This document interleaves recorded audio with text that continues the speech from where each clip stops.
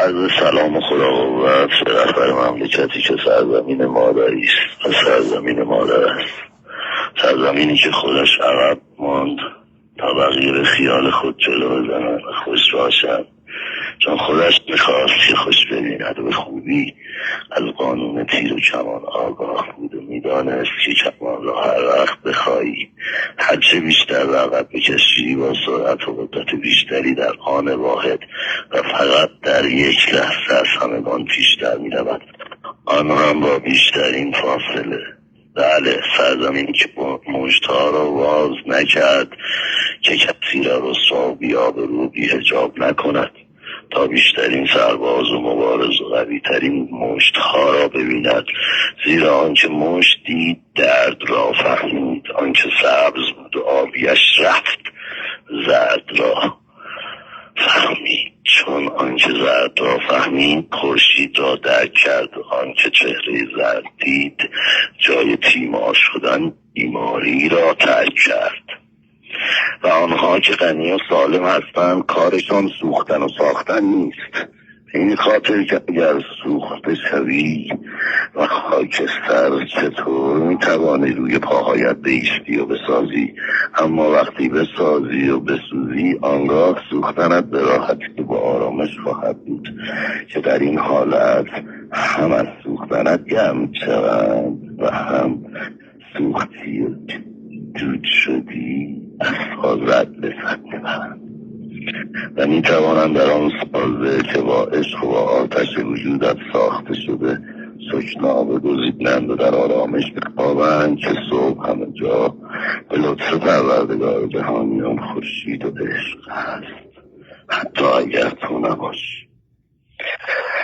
گاهی باید باخت آورد، گاهی شب سردت تو تاریک باید ماه آورد، الهی پاک بشیم از کینه و از غم، الهی آینده بشه سال آورد.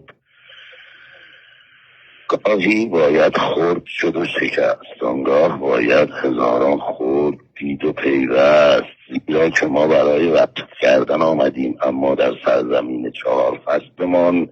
اونقدر زمستان دیدیم که 3 فصل کم آوردیم. آری، بین دریای شور و شیرین حریمی استوار است،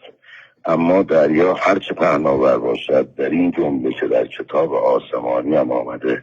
تنها دریاست، حالا چه شور باشد چه شیرین، اما تنها دریاست و این یعنی دریا تنهاست، زیرا که یا شور است یا شیرین. این حریم است که استوار است، نه دریا،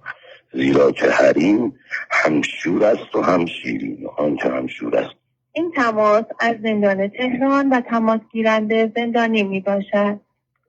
ای بابا، آنچه هم شور است و هم شیرین قدرت این را دارد که دو دریا با هم قاطی نشوند و هم ماه میتواند باشد و هم خورشید، هرچند که بقیه حتی اگر که خانواده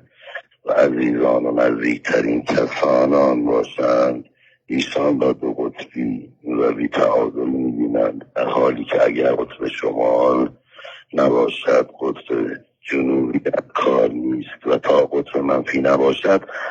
قطب مثبتی در کار نیست. بله، منفی در مثبت شاید منفی باشد، اما منفی که منفی شد منی می شود که فی پیدا می کند، یعنی فایده دار و قیمت دار می شود و این منفی در منفی که می شود مثبت و این منفی و در منفی است که می شود مثبت، یعنی منی که فی دارد با منی که فی دارد است که می شود مثبت و در عمق تاریکی نور و در عمق تاریکی نور است که معنا پیدا می کند. ما این بار در عمق زندان آزادی را دیدیم که دوست و دشمن خود را بشناسیم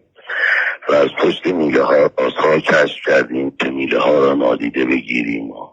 بین میله ها دیده ها را بفهمیم و با اینکه بزرگتر است واقعیت و حقیقت را بگوییم، زیرا حقیقتی که چشمانی را خیس کند بهتر است از دروغیش گوشها را چر کند و چشمانی که خیس می شوند برای شستن خیس می شوند، نه برای گریستن، نه برای گریاندن، بلکه برای تمیز کردن و خنداندن. ما سعی کردیم که جای کشتن کاشتن یاد بگیریم، زیرا مطمئن باش ای پدر مملکتم که حتی شده اگر کمرش خم و کتفایش از شدت سنگینی تیزی زبانها و بی‌حرمتی ها بشکافد، حتما هر جور شده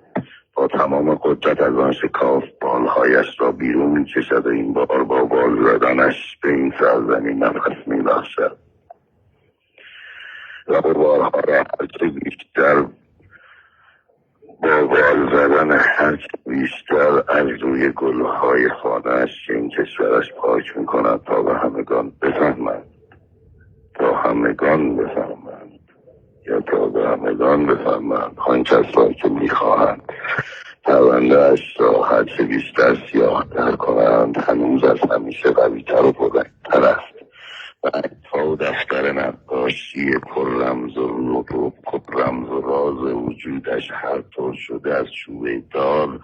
زنده بیرون میآید تا قلبی که پر از اسرار محرمانه است را تنها به روی رهبر مملکتش باز کند، چون هر کسی گنجایش این رموز را ندارد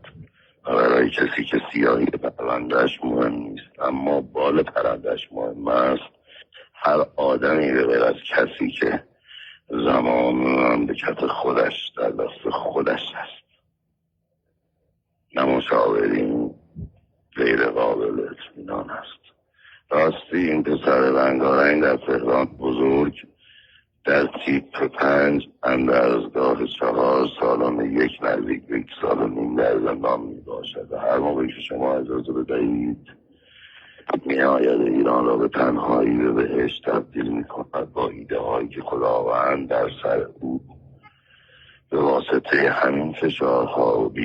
بی حرمتی ها و سوزن خوردن ها و همین رنگ ها و خطی ها